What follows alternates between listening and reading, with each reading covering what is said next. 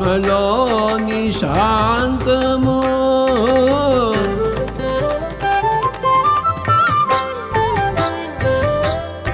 ఆత్మలోని అభయము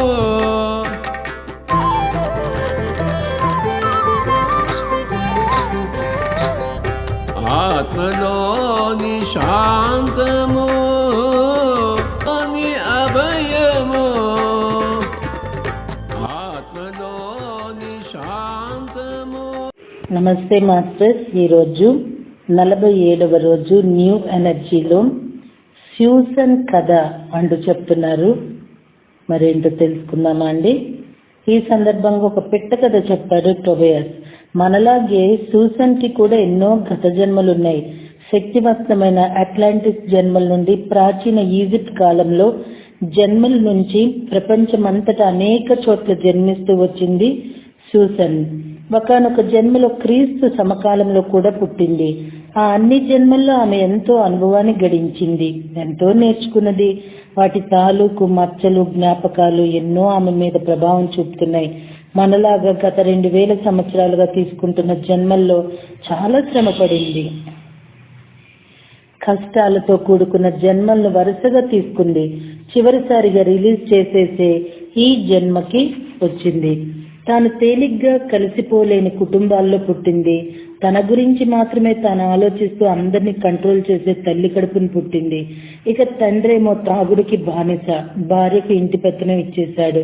ఇలాంటి వాతావరణంలో పెరిగి సూసన్ స్కూల్లో మంచి మార్కులు తెచ్చుకునేది. బిడియం ఎక్కువ కావటం వల్ల ఎవరితోనూ కలవలేకపోయేది. గత జన్మల భారాలు ఎక్కువగా మోసుకొచ్చుకున్నది. దానికి తోడు ఈ ఇంటి వాతావరణం. అందుకే ఆమె ఎక్కువగా ఒంటరిగా ఉండిపోయేది. ఆమెలో ఏదో ప్రత్యేకమైనది, శక్తివంతమైనది ఉంది. అది బయటికి రావాలని చూస్తోంది, కానీ ఇంకేదో ఆమెను వెనక్కు లాగుతోంది.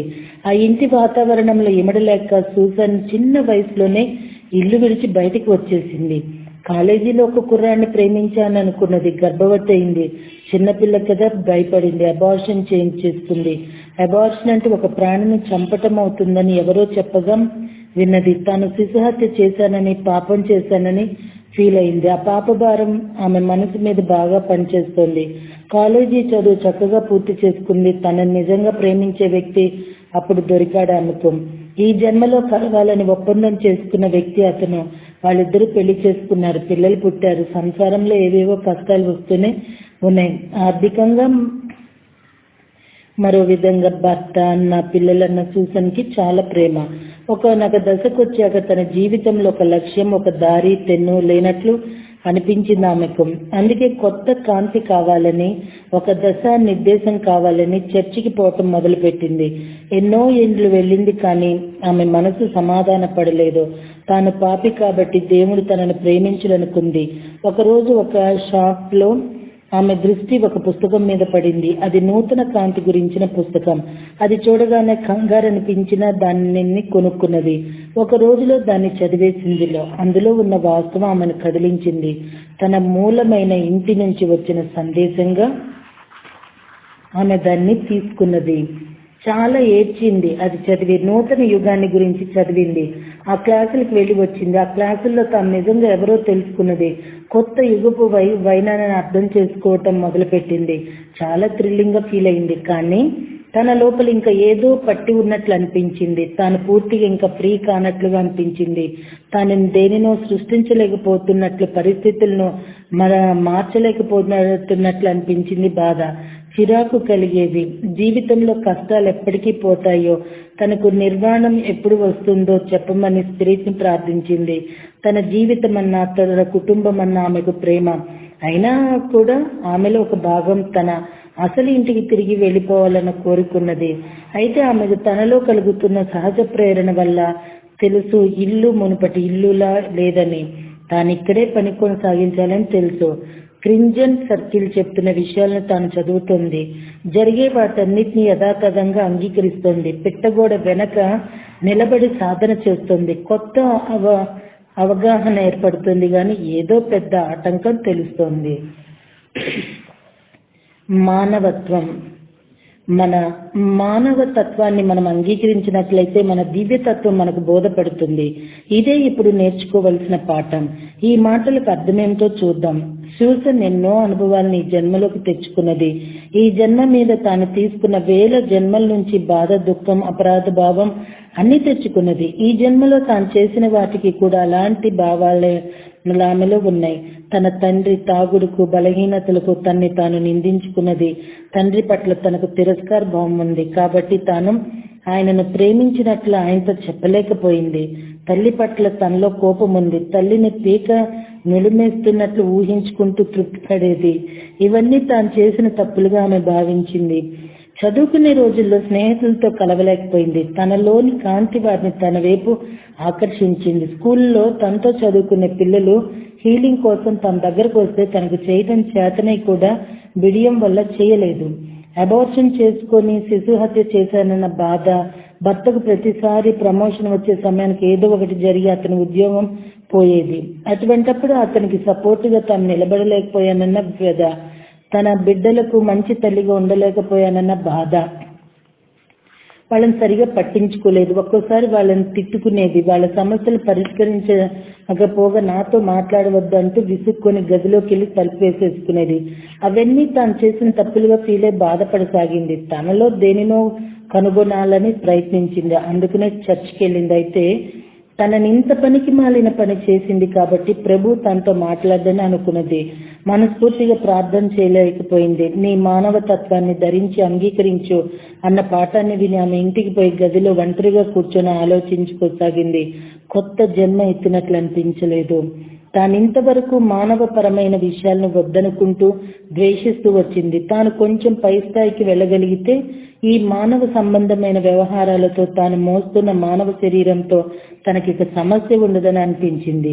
ప్రశ్నను తన లోపలికి వేసుకోమని, ప్రశ్న బయలుదేరిన చోటికి ఆ ప్రశ్నను పంపమని, అంటే మన లోపల ఎక్కడి నుంచి ఆ ప్రశ్న ఉదయించింది అక్కడికే దాన్ని పంపమని క్రింజల్ సర్కిల్లో నేర్చుకున్నదామె. ఆ ప్రశ్న ఎక్కడి నుండి బయలుదేరిందో మనకు తెలియకపోయినా మన లోపల నుంచే వచ్చిందని తెలుసుకో కనుక దానిని తిరిగి మన లోపలికే వేయాలి. అందుకే గదిలో కూర్చొని తన్ని తాను ప్రశ్నించుకుంది. నా మానవ తత్వాన్ని ఎలా అంగీకరించాలో నాకు తెలియదే.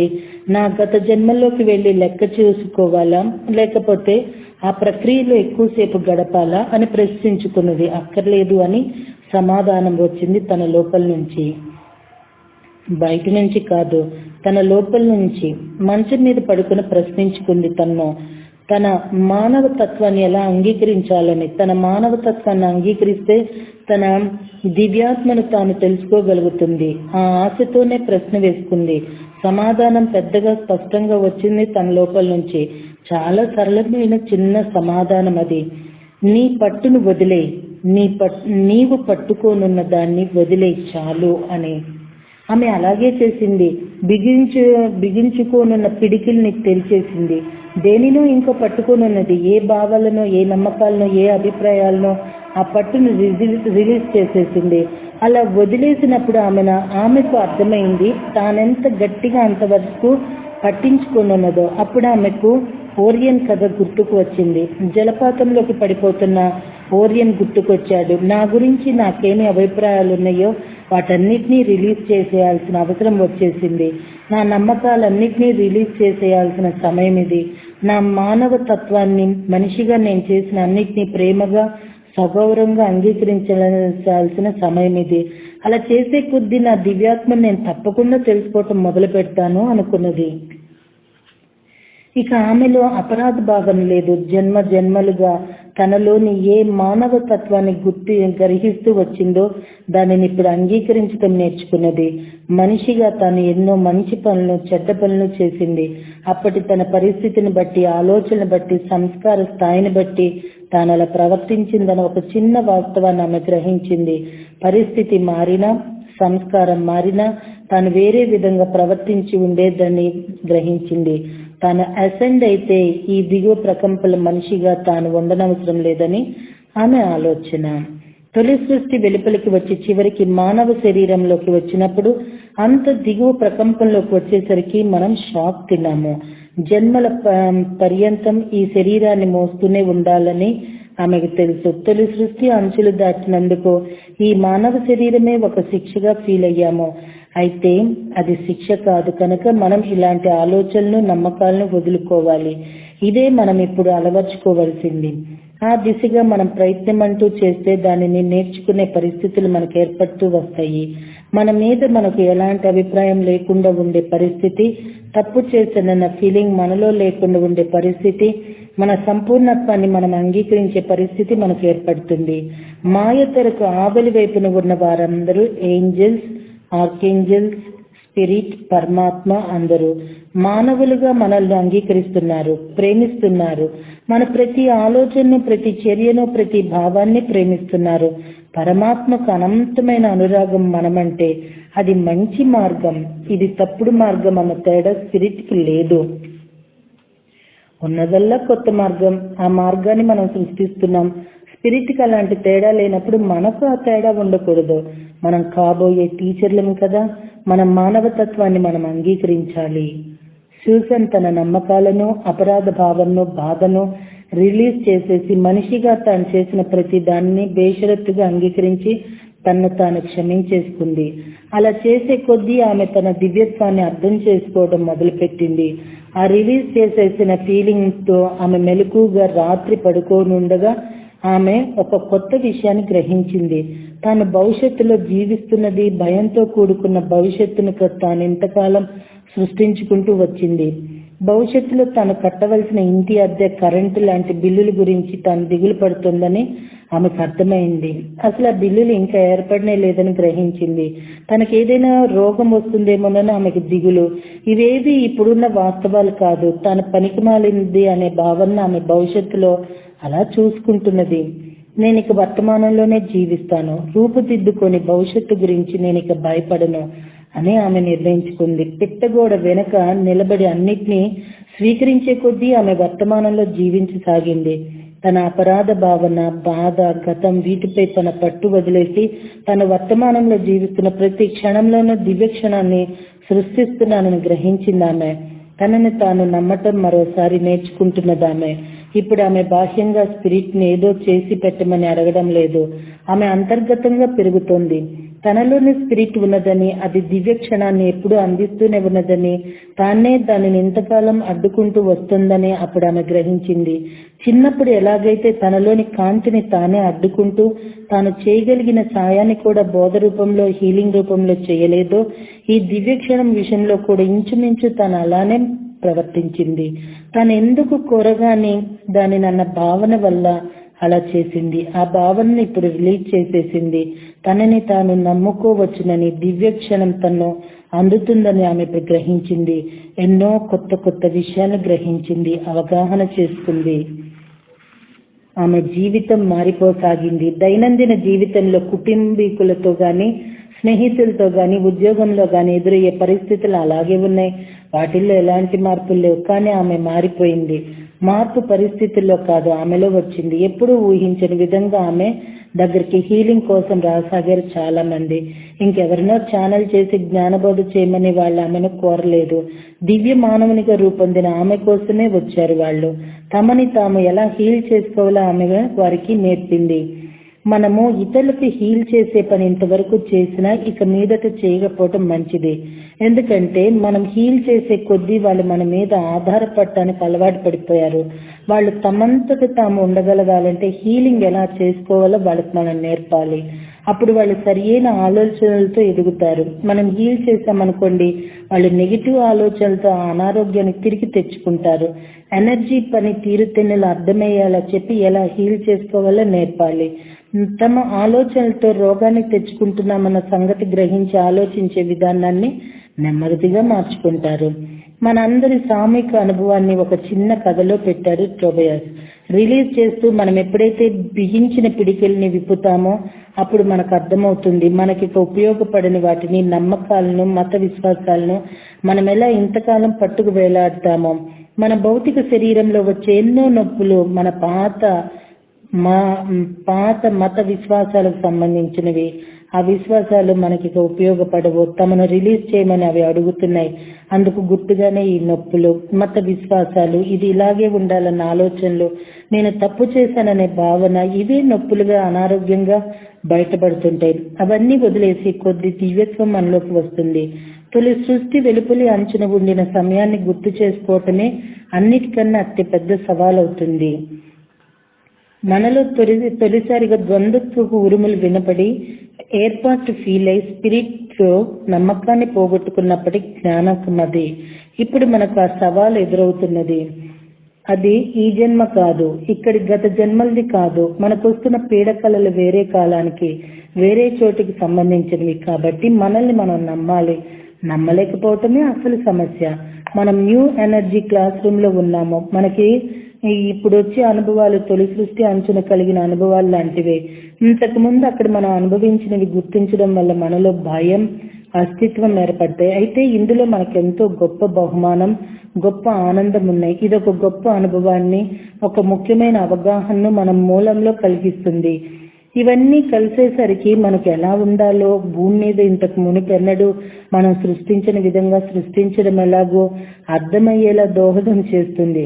ఒక్కొక్క ప్రాసెస్ మనం తెలుసుకుంటూ ముందుకు సాగేటప్పుడు మనం నూతన సృష్టికర్తలం కావడానికి మరో అడుగు దగ్గర అవుతాము. మన విశ్వంలో గాని, పరమాత్ముడు గాని ఎన్నడూ చూచి ఎరుగని నూతన సృష్టికర్తలం అవుతాము. సో మాస్టర్స్, ఇక్కడ మనకి అర్థమైంది ఏంటంటేనండి, ఈరోజు ప్రతి ఒక్కళ్ళము ఎవరి మీద ఆధారపడకూడదండి. ఏదన్నా ఒక చిన్న అనుభవము ఈ కాంతి వల్ల కానీ, ధ్యానం వల్ల కానీ పొందాము అంటే వెంటనే మీరు మాకు హెల్ప్ చేస్తారా అంటూ అడిగేస్తూ ఉంటారు. అది కరెక్ట్ కాదు మాస్టర్స్. మేము ఎలా చేసుకోవాలి, మేము ఎలాగా రిలీవ్ అవ్వాలి, మాకు మీరు నేర్పిస్తారా అనే స్థాయిలో ఉండాలి ప్రతి ఒక్కరూ. ఎందుకంటేనండి, ఇప్పుడు బాబా ఉన్నారు, వెంకటేశ్వర స్వామి ఉన్నారు, భగవంతుళ్ళు ఉన్నారు.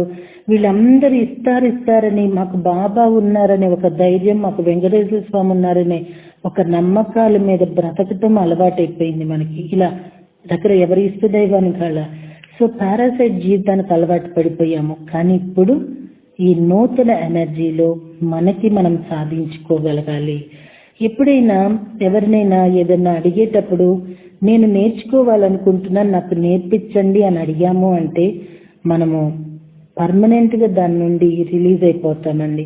మీరు మాకు చెయ్యండి, మీరు చేస్తారని అడిగినంత కాలము మనము ఆ పారాసైట్ లోనే బ్రతుకు జీవిస్తూ ఉంటాము. సో కొంచెము మారటానికి మనందరం ప్రయత్నించాల్సిందేనండి. ఓకేనా మాస్టర్స్, రేపటి జ్ఞానంలో కలుసుకుందామా అండి. Thank you very much.